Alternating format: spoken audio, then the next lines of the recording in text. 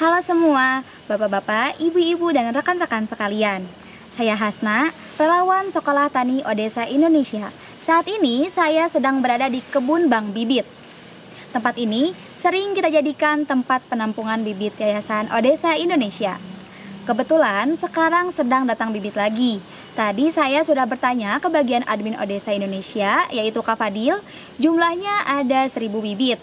Ada sukun, mangga, durian, nangka, pete, cengkeh, dan juga jeruk, dan juga ada jambu air. Nah, ada juga jambu monyet. Dari mana datangnya bibit-bibit ini? Untuk apa dan mengapa banyak bibit buah termasuk cengkeh dan pete?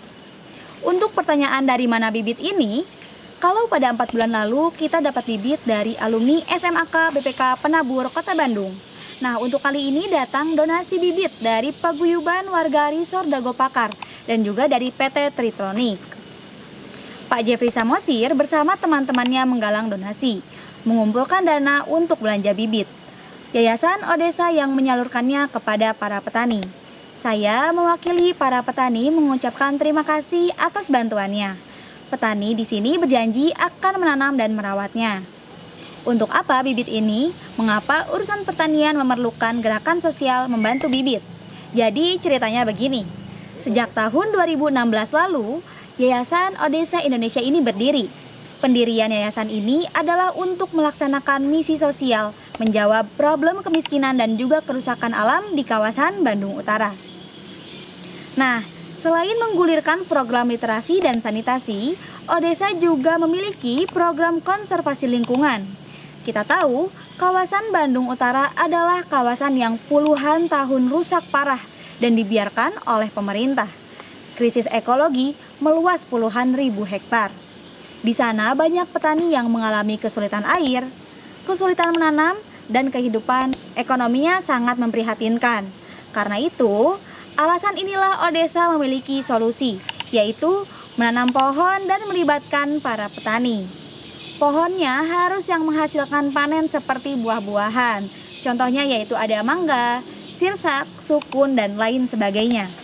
Jika tidak menghasilkan buah, pohon itu menghasilkan biji seperti biji pete, biji jengkol, biji cengkeh, dan lain sebagainya.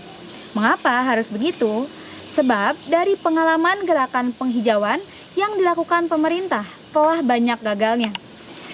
Ceritanya, dulu pemerintah sering berbagi bibit, tetapi jenis bibitnya tanaman kayu. Akibatnya apa? Petani yang menanam kayu itu menebang lagi. Sudah ditebang, ternyata kayunya tidak laku. Nah, di perbukitan seperti Cimenyan ini mestinya yang cocok adalah tanaman buah-buahan. Saya sudah keliling di ladang-ladang petani di sini. Panen buahnya bagus-bagus. Dan petani juga mau merawat bibitnya dan kemudian mendapatkan hasil. Mereka yang tadinya tidak pernah makan buah menjadi makan buah.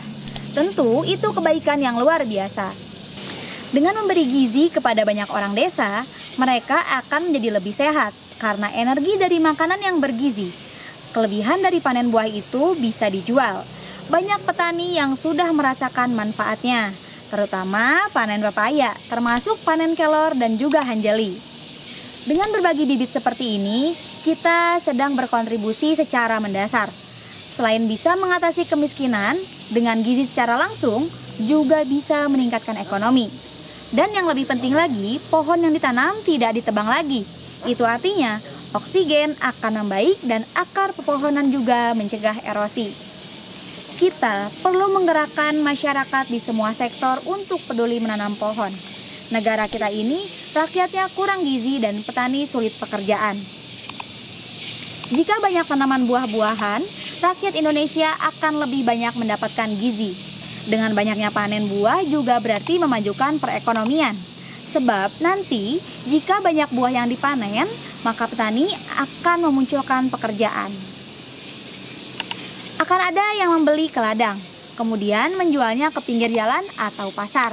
Dengan cara itu muncul pekerjaan baru. Dan dengan cara inilah desa-desa yang sepi pekerjaan akan lebih produktif. Memajukan Indonesia mesti dimulai dengan cara seperti ini. Karena lahan kita subur. Desa-desa juga minim pohon buah. Pengangguran di desa banyak yang lari ke kota karena di desa memang sepi pekerjaan. Jadi, mari kita menanam pohon. Kalau tidak bisa menanam sendiri, mari kita menyumbang bibit untuk para petani. Jadikan petani sebagai aktor pangan sekaligus aktor ekologi. Terima kasih.